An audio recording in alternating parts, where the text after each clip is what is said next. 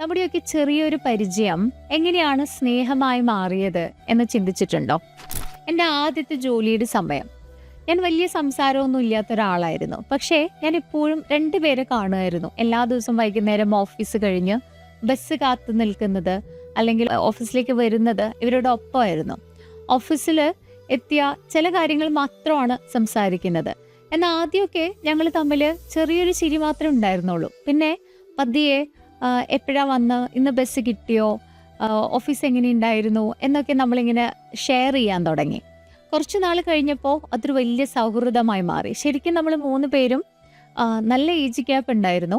3 പേർക്കും 3 വ്യത്യസ്ത സ്വഭാവങ്ങളായിരുന്നു. ശരിക്കും ഞങ്ങളുടെ സ്വഭാവങ്ങൾ തമ്മിൽ യാതൊരു സാമ്യവും ഉണ്ടായിരുന്നില്ല. ഞങ്ങളുടെ ഇഷ്ടങ്ങൾ വേറെയായിരുന്നു, ടേസ്റ്റുകൾ വേറെയാണ്. പക്ഷെ ഞങ്ങൾ എല്ലാ ദിവസവും കണ്ടുമുട്ടിയിരുന്നു, കുറച്ച് സമയം ചെലവഴിച്ചിരുന്നു. ഇപ്പോൾ എനിക്ക് തോന്നുന്നു എൻ്റെ ഏറ്റവും പ്രിയപ്പെട്ട 2 ചേച്ചിമാരായിട്ട് അവർ മാറി. സൈക്കോളജിയിൽ ഇതിനെയാണ് ദ പ്രോപ്പനിക്വിറ്റി എഫക്റ്റ് എന്ന് പറയുന്നത്. 1950 അമേരിക്കയിൽ MIT വളരെ രസകരമായിട്ടുള്ള ഒരു പഠനം നടന്നു. ഒരു വലിയ അപ്പാർട്ട്മെന്റിൽ താമസിക്കുന്ന വിദ്യാർത്ഥികളിൽ ആരൊക്കെ തമ്മിലാണ് പെട്ടെന്ന് സുഹൃത്തുക്കളാകുന്നത് എന്നതായിരുന്നു പഠനം.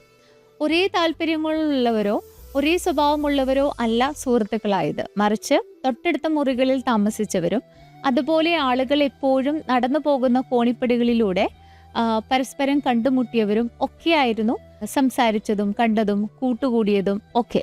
അപ്പോൾ ഞാനിവിടെ പറയാൻ ഉദ്ദേശിക്കുന്ന ഇത്രയേ ഉള്ളൂ.